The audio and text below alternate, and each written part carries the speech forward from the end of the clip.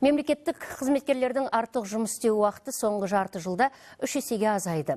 2018 жылдың қыркүйек айында республика бойынша мамандар 13 мың сағатқа жуық артық жұмыс істесе, жыл соңында бұл көрсеткіш 3 мың сағатқа дейін азайған. Жұмыс уақытын реттеу туралы тапсырманы елбасы қазан айындағы жолдауында жүктеген болатын. Бүгінгі нәтиже қандай екендігін тілшіміз айтсын.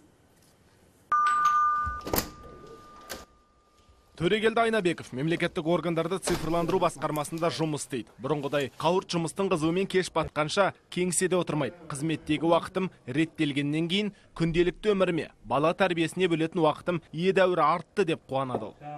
Қазір мен аптасына 3 рет жаттығу залына барып жүрмін. Қалған күндері үйде боламын. Отбасыма көбірек көңіл бөлемін. Балам да риза, өзім де ризамын. Отбасым да риза.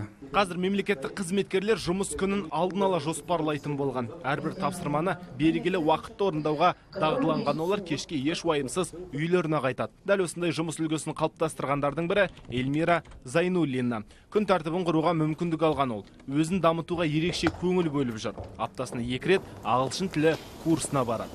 Бұрынғы уақытта бұндай курстарға жазылғанмен, өз уақытында жұмыстан шығып келуге мүмкіндік бола бермейтін күнде. Қазір курсқа жазылғанмен, шығатын уақытымды білем, сол уақытта үнемі келіп үлгеріп, ары қарай оқуымды дамытып жатырмын.